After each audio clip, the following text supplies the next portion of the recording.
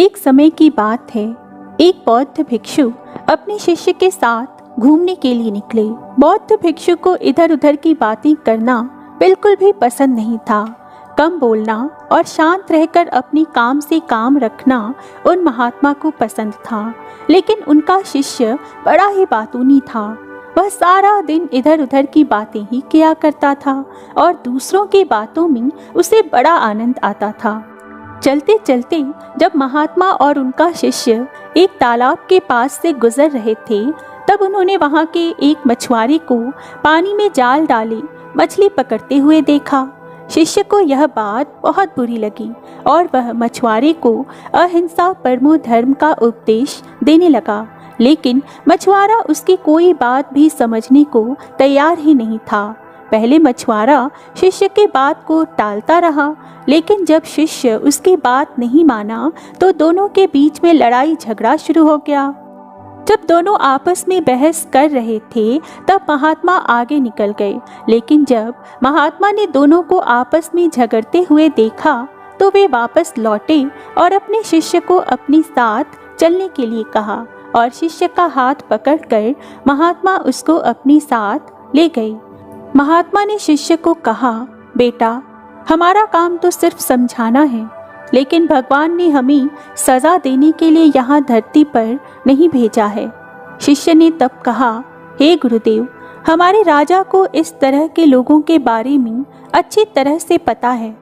उन्हें पता है कि यहाँ इस तरह के कई लोग हैं जो ऐसे कई बुरे कार्य करते हैं, फिर वह ऐसे लोगों को दंड क्यों नहीं देते? आखिर इस तरह के लोगों को सजा कौन देगा? शिष्य की बात सुनकर महात्मा ने कहा कि बेटा, तुम परेशान मत हो। इनको सजा देने वाली भी एक अलौकिक शक्ति इस दुनिया में है जो सब कुछ जानती है। भगवान की नज़र सबके ऊपर है और वह सबके कर्मों का हिसाब रखते हैं। इसलिए तुम अभी चलो, तुम्हारा उससे झगड़ा करने का कोई फायदा नहीं है। बौद्ध भिक्षु की बात सुनकर शिष्य संतुष्ट हो गया और उनके साथ चल दिया। इस बात को बीते हुए करीब 2 वर्ष का समय निकल चुका था। एक दिन महात्मा और उनका शिष्य फिर उसी नदी के पास से गुजर रहे थे। शिष्य भी 2 साल पहले वाली मछुआरे वाली घटना कब का भूल चुका था। वहां उन्होंने एक घायल सांप को देखा जो बहुत ही परेशानी में था। उस सांप को हजारों चींटियां नोच नोच कर खा रही थीं। शिष्य ने जब यह दृश्य देखा तो उसका दिल करुणा से भर गया। उससे यह सब देखा नहीं गया। वह सांप को बचाने के लिए जाने ही लगा था कि महात्मा ने उसका हाथ पकड़ लिया और उसको जाने से मना कर दिया।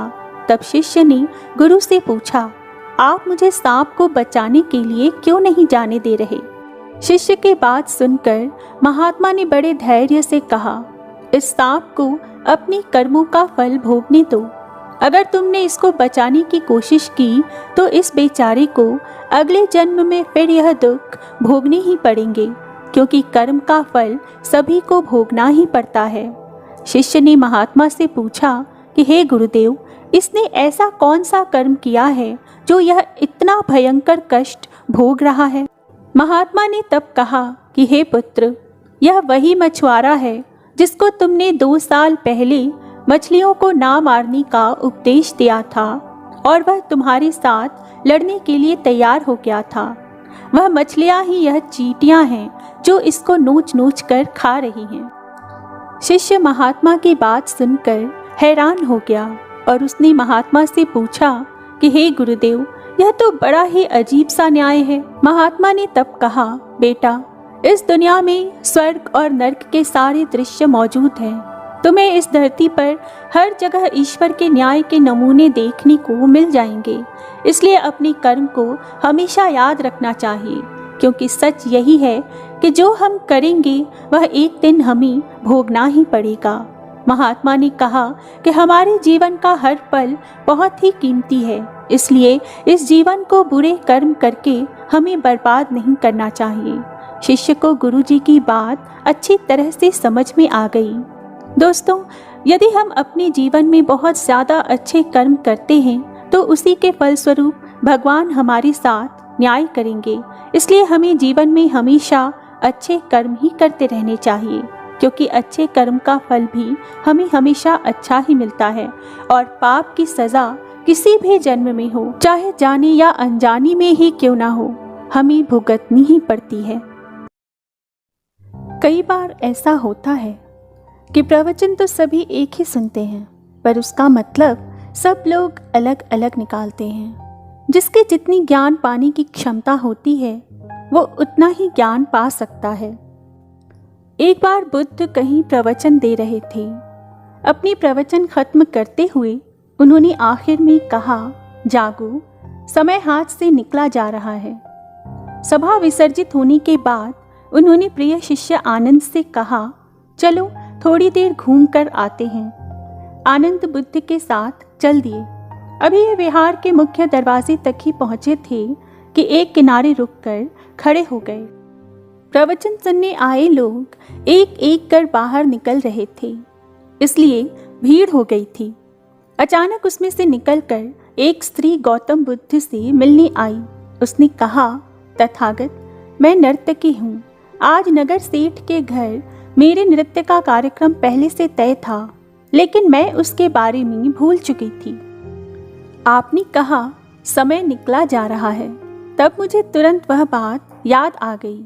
उसके बाद एक डकैत बुद्ध की ओर आया। उसने कहा, तथागत, मैं आपसे कोई बात छिपाऊंगा नहीं। मैं भूल गया था कि आज मुझे एक जगह डाका डालने जाना था, मगर आपका उपदेश सुनते ही मुझे अपनी योजना याद आ गई। बहुत बहुत धन्यवाद। उसके जाने के बाद धीरे धीरे चलता हुआ एक बूढ़ा व्यक्ति बुद्ध के पास आया। उस वृद्ध व्यक्ति ने कहा, जिंदगी भर दुनियादारी की चीज़ों के पीछे ही भागता रहा। अब मौत का सामना करने का दिन नज़दीक आता जा रहा है। अब मुझे लगता है कि सारी जिंदगी यूं ही बेकार हो गई। आपकी बातों से आज मेरी आंखें खुल गई। आज से मैं अपने सारे दुनियावी मोह छोड़कर निर्वाण के लिए प्रयास करना चाहता हूँ।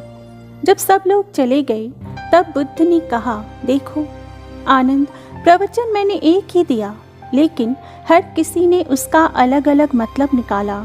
जिसकी जितनी झोली होती है उतना ही दान वह समेट पाता है।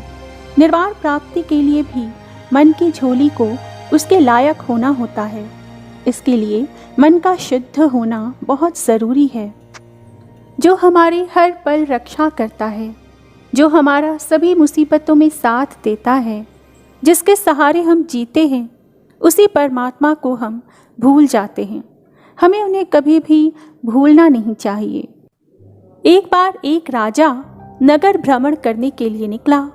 उसने रास्ते में देखा कि एक छोटा सा बच्चा माटी के खिलौने को कान में कुछ कहता, फिर तोड़कर माटी में मिला देता।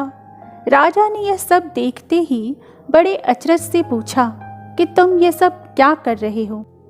बच्चे ने जवाब दिया कि मैं इनसे पूछता हूँ, कभी राम नाम जपा है?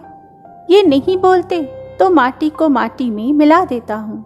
बच्चे का जवाब सुनकर राजा ने सोचा कि इतना छोटा सा बच्चा और इतनी ज्ञान की बात। राजा बच्चे का ज्ञान देखकर बहुत खुश हुआ और उन्होंने बच्चे से पूछा कि क्या तुम मेरे साथ मेरे राजमहल में रहोगे? बच्चे ने कहा, ज़रूर रहूँगा, किंतु मेरी 4 शर्तें हैं। पहली शर्त, जब मैं सोऊं तब तुम्हें जागना पड़ेगा। दूसरी शर्त, जब मैं भोजन करूं तब तुम्हें भूखा रहना पड़ेगा। तीसरी शर्त, जब मैं कपड़े पहनूं तब तुम्हें नंगा रहना पड़ेगा। और चौथी शर्त, जब मैं कभी भी मुसीबत में पड़ जाऊं तो तुम्हें अपने सारे काम छोड़कर मेरे पास आना पड़ेगा। बच्चे ने आगे कहा, अगर आपको मेरी ये 4 शर्तें मंजूर हैं तो मैं आपके साथ आपके राजमहल में चलने के लिए तैयार हूँ। राजा ने कहा, यह तो असंभव है। तुमने जो जो शर्तें रखी हैं वो पूरी करना मेरे लिए तो संभव ही नहीं है। तब बच्चे ने कहा, राजन, तो मैं उस परमात्मा का आसरा छोड़कर आपके आश्रय क्यों रहूं, जो खुद नंगा रहकर मुझे पहनाता है, खुद भूखा रहकर मुझे खाना खिलाता है, खुद जागता है और मैं निश्चिंत होकर सो जाता हूँ। और जब भी मैं किसी मुसीबत में पड़ता हूँ तो वो बिना बुलाए मेरे लिए अपने सारे काम छोड़कर दौड़ा आता है। अर्थात इस कहानी का सार सिर्फ इतना ही है कि हम सब लोग सब कुछ जानते समझते हुए भी बेकार के विषयों में उलझे रहते हैं और परमात्मा को भुलाए बैठे हैं जो हमारी पल पल रक्षा कर रहे हैं। हम उस प्यारे परमात्मा को भुलाकर अपने रोज़मर्रा के काम में उलझे रहते हैं, जबकि वास्तव में परमात्मा ही सब कुछ है। एक मेजर के नेतृत्व में 20 जवानों की एक टुकड़ी हिमालय के अपने रास्ते पर थी। बेतहाशा ठंड में मेजर ने सोचा कि अगर उन्हें वहां एक कप चाय मिल जाती तो आगे बढ़ने की ताकत आ जाती, लेकिन रात का समय था, इसलिए आसपास कोई बस्ती नहीं थी। 1 घंटे चढ़ाई करने के बाद उन्हें एक जर्जर चाय की दुकान दिखाई दी, लेकिन उस पर ताला था। जवानों के आग्रह पर मेजर साहब दुकान का ताला तोड़वाने को राजी हो गए। अंदर उन्हें चाय बनाने का सभी सामान मिल गया। जवानों ने चाय बनाई, साथ ही वहां पर रखे बिस्किट भी खाए और खुद को राहत दी। मेजर साहब ने पर्स में से 1000 रुपए निकाले और चीनी के डिब्बे के नीचे दबाकर रख दिए तथा दुकान का शटर ठीक से बंद करवाकर आगे बढ़ गए। 3 महीने की समाप्ति पर इस टुकड़ी के सभी 20 जवान सकुशल अपने मेजर के नेतृत्व में उसी रास्ते से वापस आ रहे थे। रास्ते में उसी चाय की दुकान को खुला देखकर वहां विश्राम करने के लिए रुक गए। उस दुकान का मालिक एक बूढ़ा चाय वाला था, जो एक साथ इतने सारे ग्राहक को देखकर बहुत ज्यादा खुश हो गया और उनके लिए चाय बनाने लगा। तभी एक जवान बोला, बाबा, आप भगवान को इतना मानते हो, अगर भगवान सच में होता तो फिर उसने तुम्हें इतने बुरे हाल में क्यों रखा हुआ है? बाबा बोले, नहीं साहब, ऐसा नहीं बोलते भगवान के बारे में। भगवान तो सच में है, मैंने उसे देखा भी है। बाबा का आखिरी वाक्य सुनकर सभी जवान कौतूहल से बूढ़े की ओर देखने लगे। बूढ़ा बोला, साहब, मैं एक बार बहुत मुसीबत में था। एक दिन मेरे इकलौते बेटे को आतंकवादियों ने मार पीट कर छोड़ दिया। मैं दुकान बंद करके उसे हॉस्पिटल ले गया। मैं बहुत तंगी में था साहब, और आतंकवादियों के डर से किसी ने उधार भी नहीं दिया। मेरे पास दवाइयों के पैसे भी नहीं थे।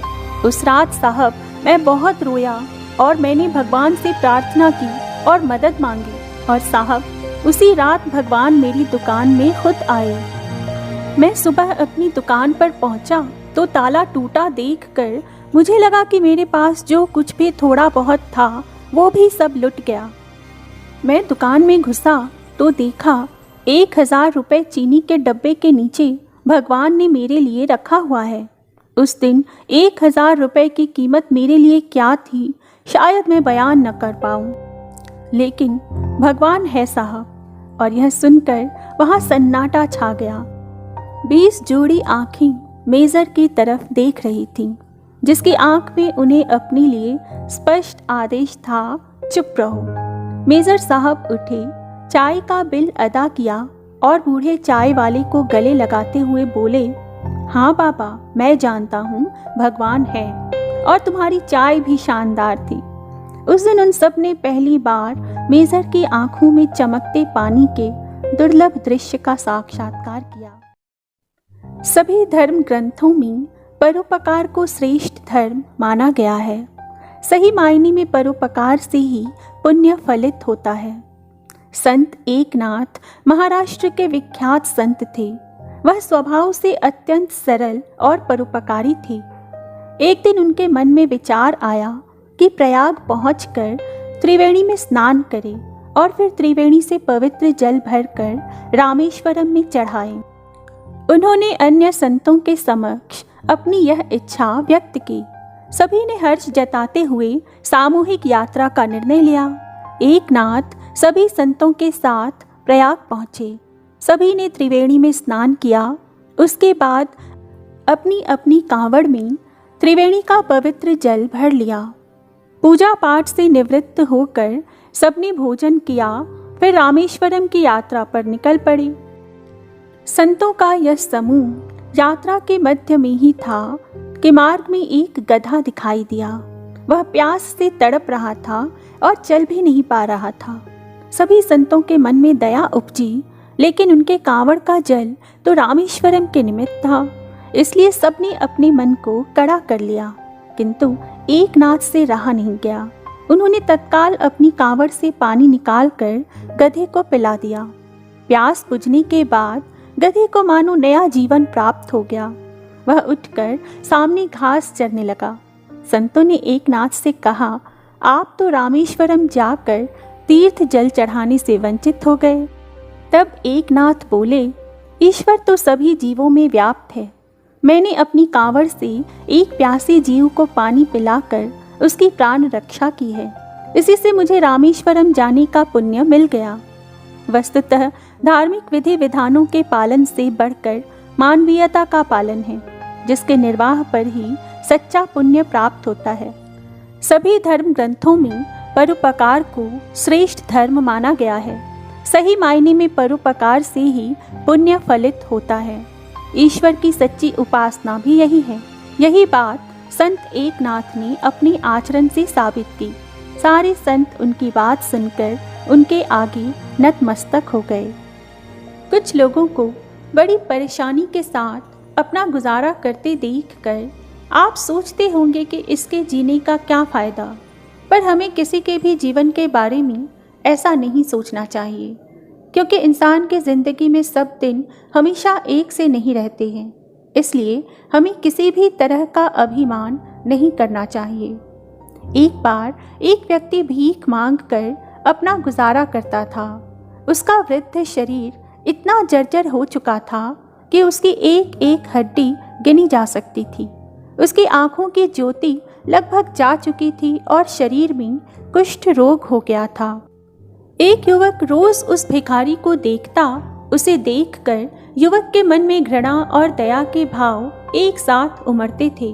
वह सोचता था कि इसके जीने का भला क्या फायदा, जीवन से इसे इतना लगाव क्यों है, ईश्वर उसे मुक्ति क्यों नहीं दे देते। एक दिन जब उससे रहा नहीं गया तो वह भिखारी के पास जाकर बोला, बाबा, तुम्हारी इतनी बुरी हालत है, फिर भी तुम जीना चाहते हो और भीख मांगते हो। तुम ईश्वर से यह प्रार्थना क्यों नहीं करते कि वह तुम्हें इस नरक जैसे जीवन से मुक्त कर दे। इस पर भिखारी कुछ देर तक मौन रहा, फिर बोला, बेटा, जो तुम कह रहे हो वही बात मेरे मन में भी कई बार उठती है। मैं ईश्वर से बार बार यही प्रार्थना करता हूँ, पर वह मेरी सुनता ही नहीं। शायद वह चाहते हैं कि मैं इसी धरती पर बना रहूं, ताकि दुनिया वाले मुझे देखें और समझें कि एक दिन मैं उन्हीं की तरह था। लेकिन कभी वह दिन भी आ सकता है जब किसी कारणवश वे भी मेरी ही तरह हो जाएं। इसलिए किसी को भी अपने ऊपर किसी भी तरह का अभिमान नहीं करना चाहिए। इंसान की जिंदगी में सब दिन हमेशा एक से नहीं रहते। युवक भिखारी के शब्दों में छिपी बातों का मर्म समझ गया।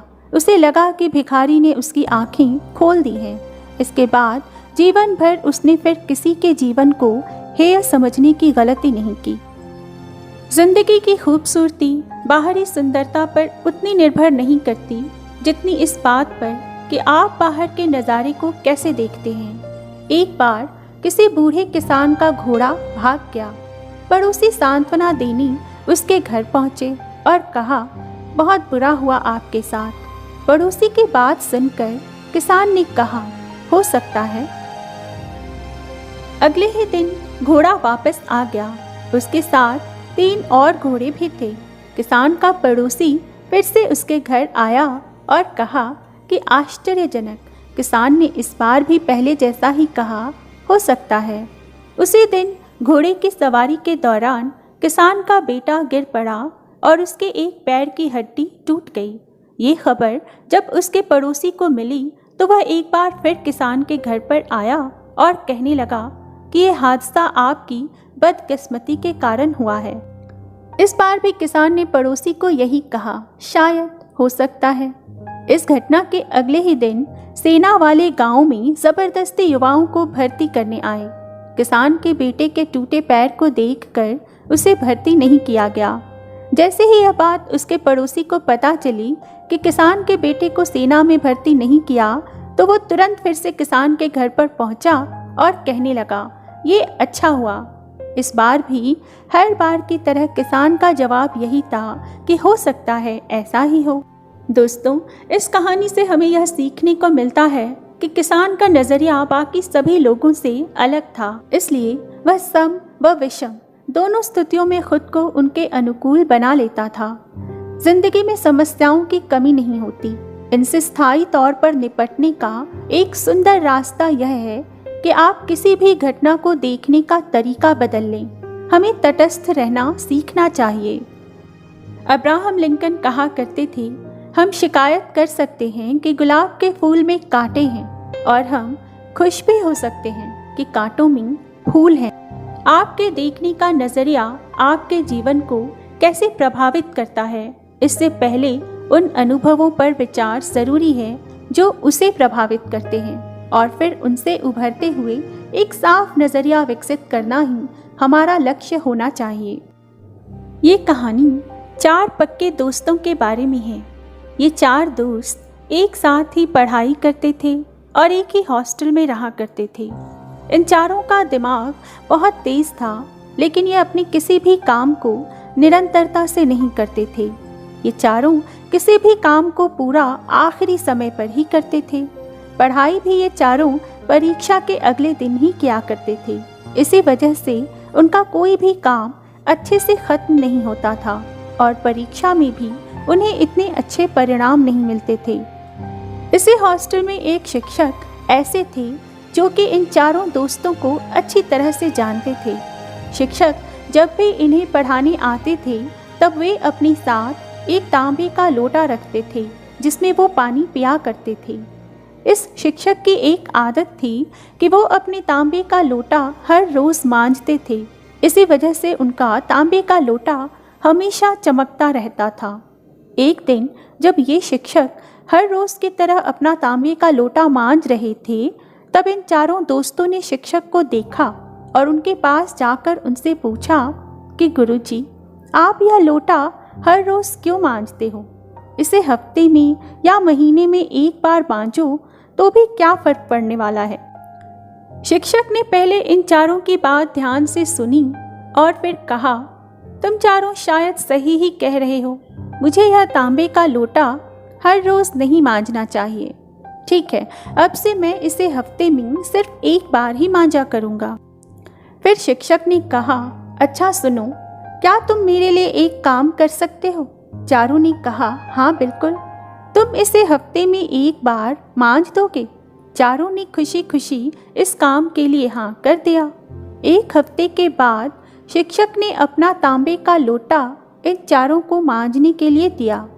तांबे के लोटे को देखकर साफ साफ पता चल रहा था कि उसमें अब वह चमक नहीं रही थी जो तब रहा करती थी जब शिक्षक उसे हर दिन मांजा करते थे। उन चारों में से एक दोस्त ने लोटे को मांजना शुरू कर दिया। बहुत देर तक मांजने के बाद भी उसमें वह चमक नहीं आई जो पहले थी। बाद में एक एक करके बाकी के 3 दोस्तों ने भी इसे मांजा, तब जाकर कहीं वो लोटा चमका। शिक्षक को लोटा वापस करते समय चारों दोस्तों ने यह बात मान ली कि इसे हर दिन मांजने में ही समझदारी है। ज़्यादा दिन हो जाने पर यह अपनी चमक खो देता है और ज़रूरत से ज़्यादा इस पर मेहनत करनी पड़ती है। शिक्षक ने चारों दोस्तों को अपने पास बिठाया और उन चारों को समझाया कि देखो बच्चों, यह लोटा हमारा शरीर, दिमाग और हमारे विचार, इन सब का प्रतिबिंब है। जिस तरह से लोटे को हमेशा चमकता रखना है तो उसे निरंतर धोना ज़रूरी है, इसी तरह से शरीर को स्वस्थ रखने के लिए कसरत, दिमाग को स्वस्थ रखने के लिए किताबें पढ़ना और विचारों को साफ रखने के लिए मन को नियंत्रित करना अति आवश्यक होता है। उन चारों दोस्तों को अपने शिक्षक की बात अच्छी तरह से समझ में आ गई। उन चारों ने अपने सभी काम नियमित और समय पर करना शुरू कर दिया। फिर वो चारों कभी भी किसी भी काम में या फिर परीक्षा में असफल नहीं हुए। जिस तरह बूंद बूंद से घड़ा भरता है, उसी तरह हर दिन निरंतर कोई काम करने से हम उसमें माहिर हो जाते हैं और फिर हमें उस काम में कोई भी नहीं हरा सकता। बहुत पुरानी बात है। एक दिन एक ब्राह्मण ने अपनी पत्नी को अपने बिना खाना खाने से मना किया ताकि कहीं ऐसा न हो कि वह बकरी बन जाए। इसके जवाब में उसकी पत्नी ने भी उससे यही कहा कि वह भी उसके बिना खाना नहीं खाएगा ताकि वह कहीं चीता न बन जाए, और दोनों राजी हो गए। इस तरह काफ़ी दिन निकल गए और दोनों में से किसी ने भी अपना वादा नहीं तोड़ा। दोनों एक दूसरे के साथ ही खाना खाते थे। पर एक दिन उस ब्राह्मण के पत्नी ने अपने बच्चों को खाना देते समय उस खाने में से चखने के लिए एक कौर खुद खाकर देख लिया। उस समय क्योंकि उसका पति वहाँ था नहीं, सो उसकी पत्नी तुरंत ही एक बकरी बन गई। जब वह ब्राह्मण घर आया तो उसने देखा कि एक बकरी उसके घर के चारों तरफ घूम रही है। यह देखकर वह बहुत दुखी हुआ, क्योंकि वह तुरंत ही जान गया कि वह बकरी और कोई नहीं बल्कि उसकी अपनी प्यारी पत्नी थी। उसने उसको अपने घर के आंगन में बांध दिया और उसकी बड़ी सावधानी से सेवा करने लगा।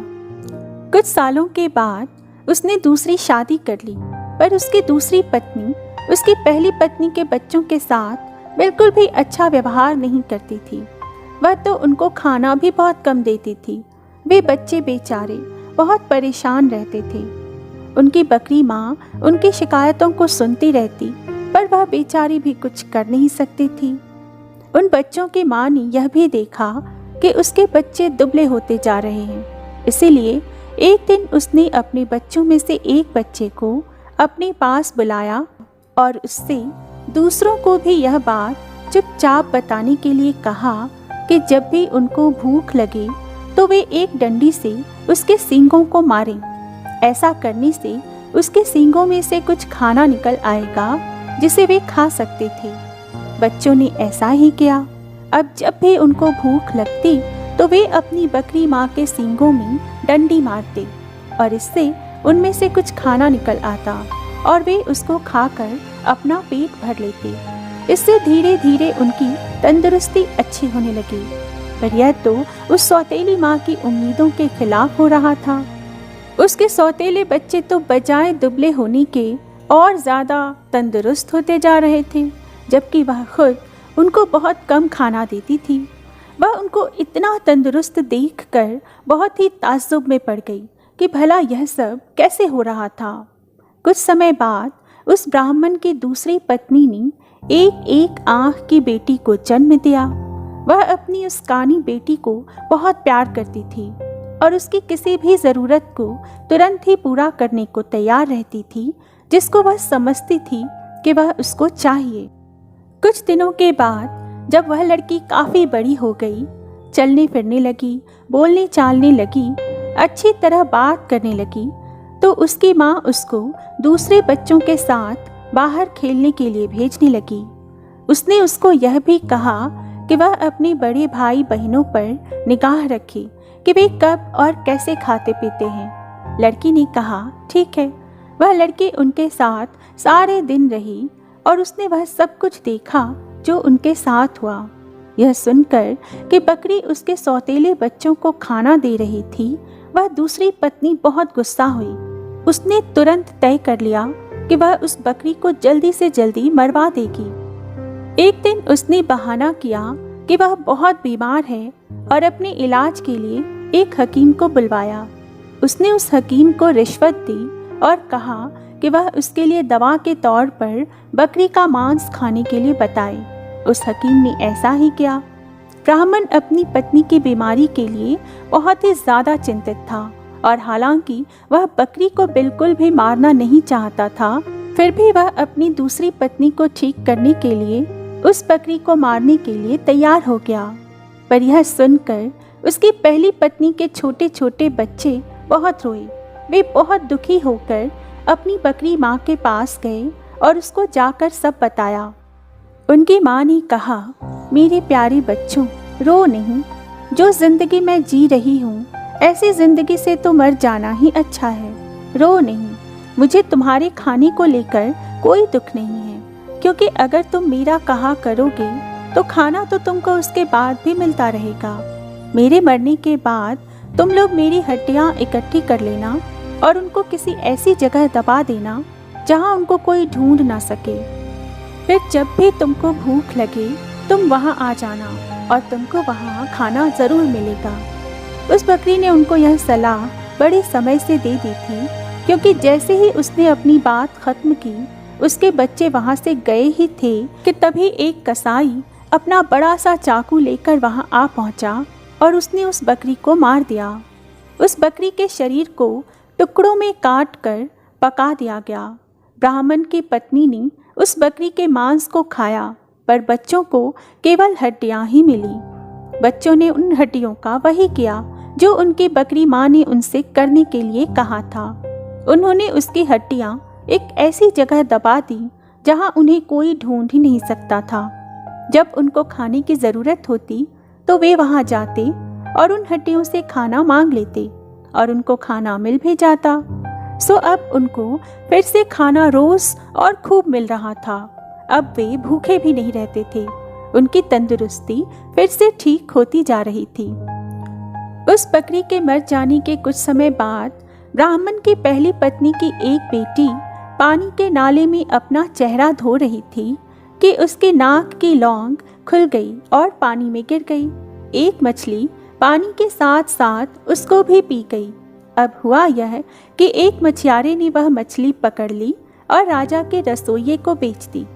रसोइये ने जब उस मछली को पकाने के लिए काटा तो उसको यह देखकर बड़ा आश्चर्य हुआ कि उसके अंदर तो नाक की एक लौंग थी। वह उसको लेकर राजा के पास गया तो राजा को भी उसमें रुचि हो गई।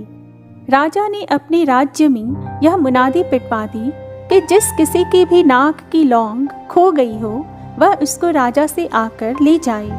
कुछ ही दिनों में उस लड़की का भाई राजा के पास आया और बोला कि वह नाक की लौंग उसकी बहन की थी। उसकी यह नाक की लौंग उसका चेहरा धोते समय नाले में गिर पड़ी थी।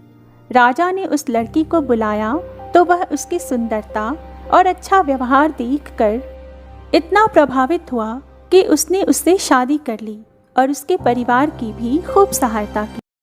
एक बार एक बहुत बड़ा व्यापारी एक छोटे से गांव में गया।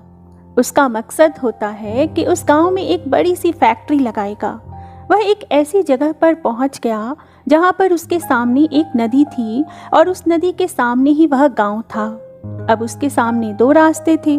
पहला यह कि वह सड़क के रास्ते घूमकर उस गांव तक पहुंचे, जिसमें लगभग 10 घंटे लग सकते थे, क्योंकि वहां तक पहुंचने का कोई सीधा रास्ता नहीं था।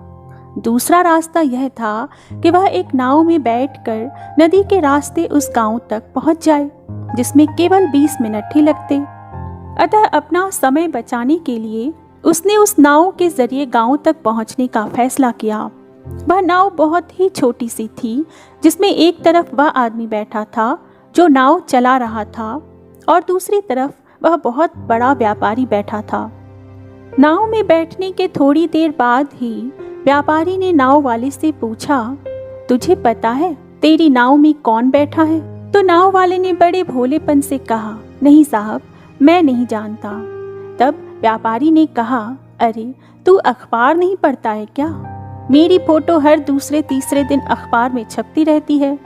तो नाव वाले ने कहा, अरे साहब, मुझे पढ़ना लिखना कहाँ आता है। मैं तो बहुत छोटा सा था जब मेरे पिताजी गुजर गए थे और अपने परिवार का ध्यान रखने के लिए मैं बचपन से ही काम में लग गया, इसलिए मेरा स्कूल बचपन में ही छूट गया था। यह सुनकर उस व्यापारी ने नाव वाले का मजाक उड़ाते हुए कहा, तुझे पढ़ना लिखना भी नहीं आता है, ऐसी जिंदगी का क्या फायदा? यह सुनकर उस नाव वाले को बुरा तो लगा, लेकिन उसने कुछ कहा नहीं। थोड़ी देर बाद वह व्यापारी उस नाव वाले से बोला, अभी कुछ दिन बाद यह जो तू सामने जमीन देख रहा है ना, वहाँ मेरी एक बड़ी सी फैक्ट्री लगेगी जहाँ पर हम मिनरल वाटर की बॉटल्स बनाएंगे। उस नाव वाले को उसकी बात समझ में नहीं आई। उसने कहा, किस चीज़ की फैक्ट्री? तो व्यापारी ने बड़े चढ़कर उससे कहा कि अरे वहाँ पानी की बोतलें बनेंगी जो तेरे गांव में नहीं बिकती लेकिन शहरों में बहुत बिकती हैं। तब नाव वाले ने कहा, अरे साहब, मुझे कहाँ पता होगा, मैंने तो कभी इस गांव से बाहर पाँव ही नहीं रखा। फिर व्यापारी ने उसके ऊपर हंसते हुए कहा, तू कभी इस गांव के बाहर तक नहीं गया? तुझे तो पता ही नहीं कि शहर क्या होता है। ऐसी जिंदगी का फायदा क्या? व्यापारी की ऐसी बातें सुनकर नाव वाले को सच में यह लगने लगा कि उसकी जिंदगी किसी काम की नहीं है, और यह सोचते हुए उसकी नाव पर से ध्यान हट गई और नाव की एक बड़े से पत्थर से टक्कर हो गई, जिसकी वजह से नाव में पानी भरने लगा और नाव डूबने लगी। उस जगह पर पानी बहुत ही गहरा था और किनारा अभी भी बहुत दूर था। नाव वाले को समझ में आ गया कि अब इस नाव को बचाने का कोई तरीका नहीं है। फिर वह अपनी जान बचाने के लिए नदी में छलांग लगाने ही वाला था, तभी उसने उस व्यापारी से पूछा, आपको तैरना तो आता है ना? तब व्यापारी ने घबरा कर पूछा, ऐसा क्यों पूछ रहे हो? मुझे तैरना नहीं आता है। उसकी यह बात सुनकर नाव वाले को हंसी आ गई और बोले, साहब, आपको तैरना तक नहीं आता? ऐसी जिंदगी का क्या फायदा?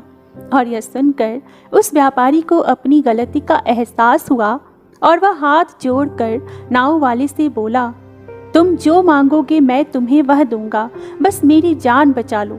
तो उस नाव वाले ने कहा, अरे साहब, घबराओ नहीं, मुझे सिर्फ तैरना ही नहीं आता बल्कि डूबते हुए लोगों को बचाना भी आता है। आप मुझे कसकर पकड़ लो, मैं आपको कुछ नहीं होने दूंगा। और फिर उस नाव वाले ने न सिर्फ अपनी बल्कि उस व्यापारी की भी जान बचाई। दोस्तों, हमें इस कहानी से एक बहुत बड़ी सीख लेनी चाहिए कि ज़िंदगी में कभी किसी का मजाक नहीं उड़ाना चाहिए या अपने से कम किसी को भी नहीं समझना चाहिए, क्योंकि हमें नहीं पता कि कब, कहाँ और कैसे किसकी ज़रूरत पड़ जाए। लिए भागती हुई एक दवाई की दुकान पर गई। वह काफी देर तक वहां पर खड़ी रही। उसने दुकानदार को कई बार बुलाया, लेकिन दुकानदार का ध्यान उस पर नहीं गया क्योंकि वहां पर बहुत भीड़ थी। फिर इस बच्ची को गुस्सा आया और अपनी मिट्टी के गुल्लक को वहीं काउंटर पर जोर से रख दिया। इसके बाद दुकानदार और वहां पर खड़े सभी लोग उस बच्ची की तरफ देखने लगे। दुकानदार ने उस बच्ची से पूछा कि बेटे, आपको क्या चाहिए?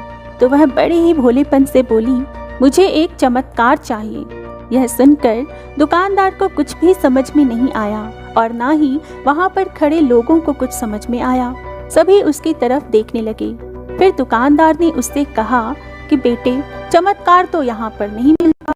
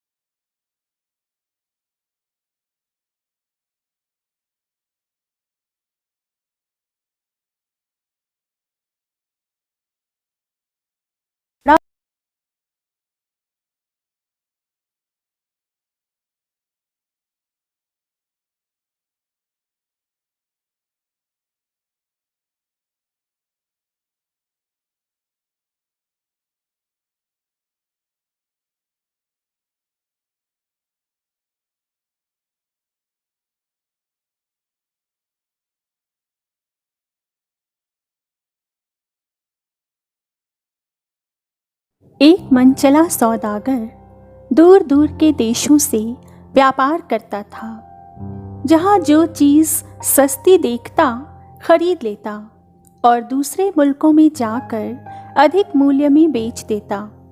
एक बार उसे खबर मिली कि तेहरान में चंदन बहुत महंगा बिकता है। अतएव उसने अपनी सारी संपत्ति का चंदन खरीद लिया और उसे बेचने के लिए तेहरान की ओर रवाना हुआ। जब वह सौदागर तेहरान के समीप पहुंचा तो वहां के एक चंदन के व्यापारी ने उस सौदागर के आने का हाल सुना। वह व्यापारी बड़ा चिंतित हुआ और सोचने लगा कि यदि वह सौदागर यहाँ आकर व्यापार करेगा तो मेरी बिक्री तो कम हो जाएगी। इस वास्ते कोई ऐसी तरकीब करनी चाहिए कि यह सौदागर शहर में दाखिल होने से पहले ही जाल में फंस जाए। यह सोचकर तेहरान का वह व्यापारी चंदन की कुछ लकड़ियां लेकर उस सौदागर के पास चल दिया। वह उस पड़ाव के करीब आकर रुक गया जहां वह सौदागर ठहरा हुआ था। जब रात हुई तो उसने डेरे में चंदन की लकड़ियां जलाई। जब उस सौदागर को चंदन की लकड़ियां जलने की महक आई तो उसे बड़ा आश्चर्य हुआ। तेहरान का व्यापारी चंदन की लकड़ियां जलाकर रोटी पका रहा था। यह देखकर उस सौदागर को बड़ा अफसोस हुआ। वह कहने लगा, मैंने तो सुना था कि तेहरान में चंदन बहुत महंगा बिकता है। इस वास्ते मैं अपनी सारे रुपयों का चंदन खरीद लाया हूँ, परंतु आप तो इसे ईंधन की लकड़ियों की तरह जला रहे हैं। क्या मेरी मेहनत और लागत व्यर्थ हो आएगी? तेहरान के व्यापारी ने बड़ी सहानुभूति दिखलाते हुए कहा, अफसोस, तुम बुरी तरह से मारे गए। यहाँ तेहरान में तो चंदन कौड़ियों के भाव बिकता है। यह बात सुनकर सौदागर बड़ा ही निराश हुआ और अपने नुकसान के लिए रंज करने लगा। तेहरान का व्यापारी बोला, तुम शोक न करो, मुझे तुम्हारी दशा पर बड़ा रहम आ रहा है। तुम मेरे मेहमान हो और तुम्हारी सहायता करना मेरा फर्ज है। मैं तुम्हारा सब चंदन खरीद लेता हूँ। तुम मेरे साथ तेहरान चलो। वहाँ इसके बदले मैं इतने ही वजन की जो चीज़ चाहो वह ले लेना, मैं खुशी से दे दूँगा। परंतु एक डर है, संभव है वहाँ पहुँचकर मेरे घर के लोग मुझे ऐसा न करने दें। इस वास्ते इस संबंध में मेरा और तुम्हारा एक इकरारनामा लिखा जाना चाहिए, ताकि हम में से कोई भी अपने वायदे से न फिर सके। वह सौदागर राजी हो गया और इस प्रकार का एक प्रतिज्ञा पत्र लिखकर गवाहों के दस्तखत कराए गए। इसके बाद वे दोनों व्यापारी तेहरान आए। सौदागर एक सराय में जाकर ठहर गया। उस सराय का मालिक एक प्रतिष्ठित भटियारा था। बातचीत में उस सौदागर ने चंदन का भाव मालूम किया। भटियारे ने उत्तर दिया कि चंदन तो यहाँ हीरे से भी महंगा बिकता है। यह सुनकर उस सौदागर को बड़ा दुख हुआ। वह सोचने लगा कि यहाँ के व्यापारी ने उसे ठगने के लिए यह षड्यंत्र रचा है, परंतु अब हो ही क्या सकता था। सौदागर मन महसूस कर रह गया। दूसरे दिन वह अपना मन बहलाने के लिए नगर की सैर को निकला तो एक जगह देखा कि कुछ लोग शतरंज खेल रहे हैं। उसने उनसे कहा कि मैं भी तुम्हारे साथ शतरंज खेलना चाहता हूँ। उन्होंने उत्तर दिया कि हम तो एक शर्त पर ही खेलते हैं कि हारने वाला जीतने वाले की आज्ञा का पालन करेगा। जब आदमी के बुरे दिन आते हैं तो उसकी बुद्धि भी नष्ट हो जाती है। सौदागर इस बात पर राजी हो गया और जीतने वाले ने शर्त पूरी करने के लिए कहा। सौदागर ने कहा कि जो हुक्म आप देंगे ज़रूर पूरा करूँगा। जीतने वाले ने कहा कि मेरा हुक्म है कि तुम समुद्र का पानी पी जाओ। यह बात सुनकर सौदागर को बड़ा क्रोध आया। वह कहने लगा, ऐसी असंभव बात को भला कौन पूरा कर सकता है। इस बात को लेकर दोनों में झगड़ा होने लगा और वहाँ बहुत से लोग इकट्ठा हो गए। तभी उस भीड़ में से एक काना आगे बढ़ा और कहने लगा कि वास्तव में यह सौदागर बड़ा ही धूर्त है। इसने मेरी एक आँख चुरा ली है। मेरी आँख ठीक ऐसी ही थी जैसी इस सौदागर की है। काना अपनी बात अभी पूरी भी नहीं कर पाया था कि दूसरा आदमी भी आगे निकल आया। वह अपने हाथों में एक पत्थर लिए हुए था। वह लोगों से कहने लगा कि मेरे पास इस तरह के पत्थर का एक पाजामा था, वह इस आदमी ने चुरा लिया है, इस आदमी से मेरा पाजामा दिलवा दो। यह सब सुनकर लोगों ने सौदागर को पकड़ लिया और उससे पत्थर का पाजामा तथा काने की आंखें मांगने लगे। सौदागर यह चीज़ें भला कहाँ से देता? वह तो बेचारा भौचक्का सा रह गया और अपने दुर्भाग्य पर पछताने लगा। उस समय उसे कुछ भी नहीं सूझ पड़ता था। इतने में ही वह भटियारा, जिसकी सराय में वह सौदागर ठहरा हुआ था, उधर आ निकला। उसे सौदागर की इस दुर्दशा को देखकर बड़ा ही दुख हुआ। सब हाल दरियाफ्त करके उसने लोगों से कहा कि तुम इसे मेरी जमानत पर छोड़ दो। जिस दिन और जिस अदालत में कहोगे मैं इसे पेश कर दूंगा। तेहरान में भटियारे की ईमानदारी की बड़ी शोहरत थी। लोग उसका विश्वास करते थे। उन्होंने यह बात मान ली और भटियारा सौदागर को साथ लेकर सराय में वापस आ गया। सौदागर ने उसको अपना पूरा किस्सा कह सुनाया। भटियारे ने कहा, यह शहर ठगों और बदमाशों से भरा हुआ है और तुम उनके जाल में बुरी तरह फंस गए हो। परंतु मैं तुम्हें एक उपाय बताता हूँ, संभव है उससे तुम्हारा छुटकारा हो जाए। बात यह है कि इस शहर में जितने भी ठग और बदमाश हैं, उन सब का एक उस्ताद है जो आँखों से अंधा है। यह सब लोग शाम को उसके पास जाकर अपनी अपनी करतूत सुनाया करते हैं और वह अंधा उनकी बातें सुनकर ठगई की तरह तरह की तरकीबें बताया करता है। जिस प्रकार भी हो सके तुम भी आज रात को ठगों का वेश बनाकर उस अंधे उस्ताद के पास पहुंच जाना। जिन लोगों ने तुम्हें फंसाया है वे भी वहां ज़रूर पहुंचेंगे। ठगों का उस्ताद जो परामर्श इन लोगों को दे उसे ध्यानपूर्वक सुनते रहना। मेरा ख्याल है कि तुम्हारे फायदे की बात भी ज़रूर निकल आएगी। भटियारे की बात मानकर वह नवयुवक सौदागर ठग का रूप बनाकर बदमाशों के अड्डे पर जा पहुंचा और एक कोने में छिपकर बैठ गया। थोड़ी देर में ही वे ठग भी वहां आ पहुंचे। सबसे पहले चंदन वाले व्यापारी ने अपना किस्सा सुनाया। उसने अपनी चालाकी की खूब तारीफ की और कहने लगा कि उस्ताद, यह तरकीब कामयाब हो गई तो लाखों के पौ 12 हैं। अंधा उस्ताद यह सुनकर हंसा और बोला, साहब सादे, तुम तो अपनी चालाकी से खुद ही सौदागर के पंजे में फंस गए। तुमने इकरारनामे में लिखा है कि चंदन के बदले में जो चाहे दूंगा। अब जरा सोच कर देखो, अगर सौदागर ने बदले में पिस्सू नामक जानवर मांगा तो कहाँ से दोगे? पिस्सू इतना हल्का होता है कि अगर तुम सारी उम्र भी सिर पटकते रहो तो भी केवल पाँव भर पिस्सू एकत्र नहीं कर सकोगे। तुमने इस चीज़ का ख्याल तक भी न किया। चंदन का व्यापारी यह सुनकर हक्का बक्का रह गया। फिर जरा होश संभाल कर बोला, उस्ताद, भला उस मूर्ख सौदागर के दिमाग में यह बात कहाँ आ सकती है? इसके बाद शतरंज खेलने वाले ने अपना किस्सा बयान किया। अंधे ने कहा, तुम भी धोखा खा गए। अगर नवयुवक तुमसे कहे कि मैं तुम्हारी शर्त के अनुसार सारे समुद्र का पानी पीने के लिए तैयार हूँ, पर पहले तुम उन नदियों को बंद करो जो हर समय समुद्र में गिरती रहती हैं और पानी बढ़ाती रहती हैं, तब तुम क्या जवाब दोगे? शर्त लगाने वाला यह सुनकर खामोश हो गया। इसके बाद तीसरे ठग ने अपनी कथा सुनाई कि मैंने पत्थर के पाजामे की चोरी का इल्ज़ाम लगाया है और अदालत में कहूँगा कि यदि वह मेरा पाजामा न दे तो उसकी कीमत के 1000 रुपये मुझे दिलाए जाएं। अंधे उस्ताद ने कहा कि तुमने बड़ी गलती कर दी। मान लो कि वह सौदागर तुमसे यह कहे कि मैं पत्थर का पाजामा सीने को तैयार हूँ, पहले तुम पत्थर का धागा लाओ, तो तुम क्या जवाब दोगे? अंधे उस्ताद की यह बात सुनकर उस ठग को बड़ी निराशा हुई। सबसे आखिर में उस काने ने अपनी मक्कारी का किस्सा सुनाया, जिसने उस सौदागर पर अपनी एक आँख चुराने का इल्ज़ाम लगाया था।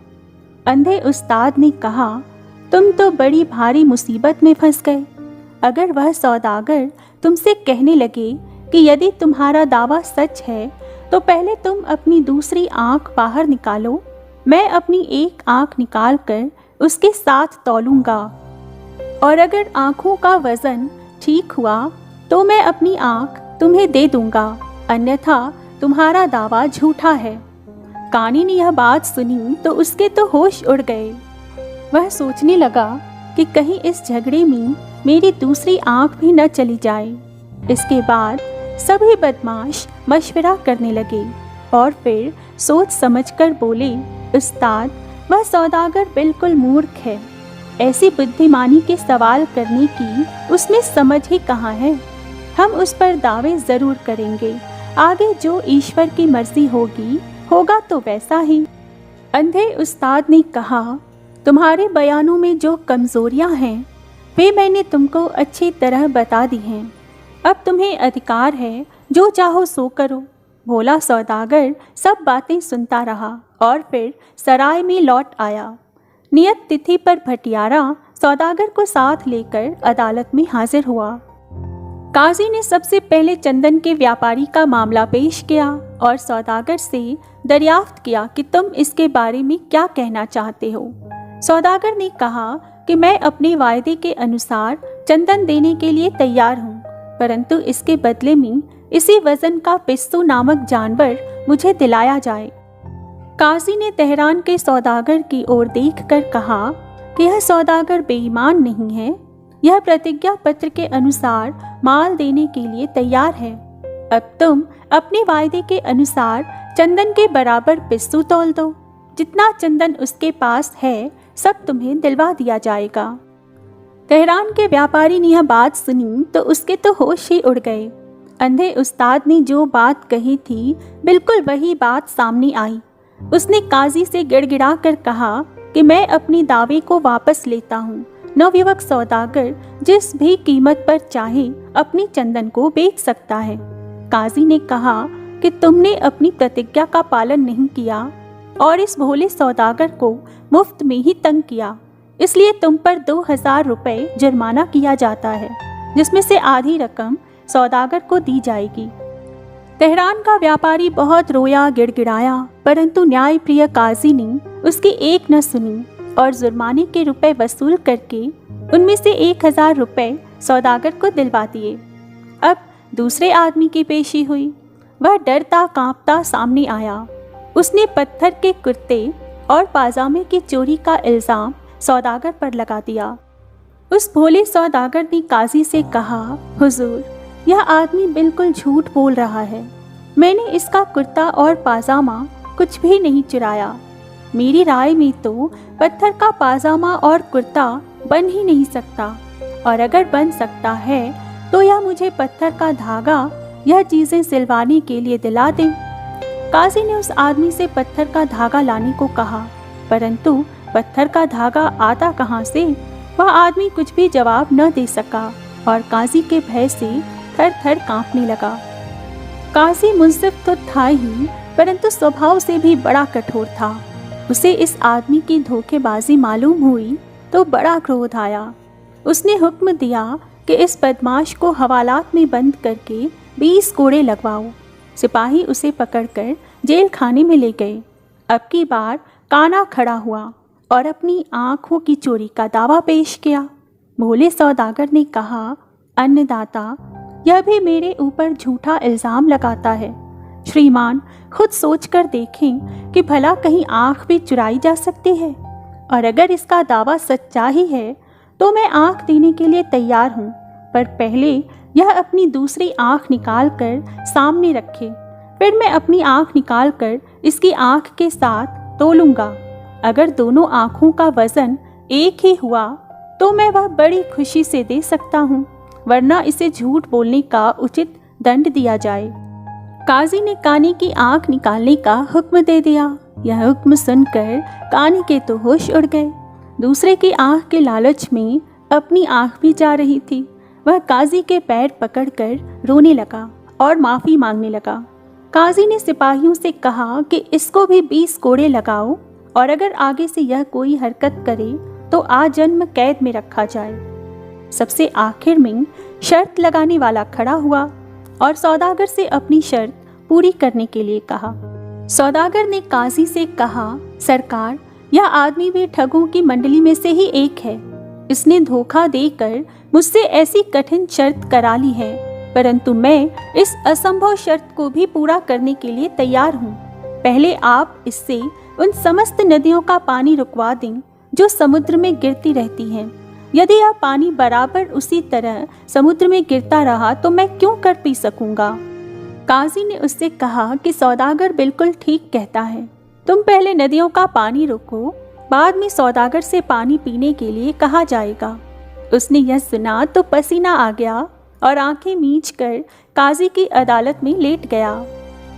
काजी ने यह देखा तो उसे बड़ा क्रोध आया। उसने सिपाहियों को आज्ञा दी कि इसकी मुश्कें बांध लो और इसकी पीठ पर कोड़े लगाओ। कोड़ों का नाम सुनकर उसने तो आंखें खोल दी और रोना पीटना ही शुरू कर दिया।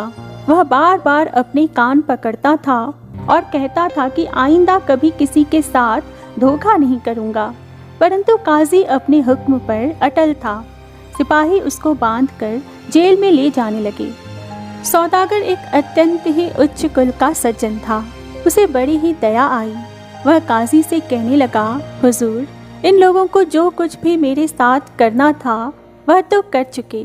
इन लोगों की करनी इनके साथ है, परंतु मुझे इस प्रकार की शिक्षा मिली है कि शत्रुओं के अपराधों को भी क्षमा कर देना चाहिए। इसलिए मेरी आपसे प्रार्थना है कि आप इनके कसूरों को माफ़ कर दें। सौदागर की यह बात सुनकर काजी बहुत खुश हुआ और उसने उन सबको क्षमा कर दिया। तीनों धोखेबाजों ने ईश्वर की शपथ खाकर कहा कि हम आगे से किसी के भी साथ दगा नहीं करेंगे। सौदागर लाखों रुपए का चंदन बेचकर खुशी खुशी अपने घर लौट गया।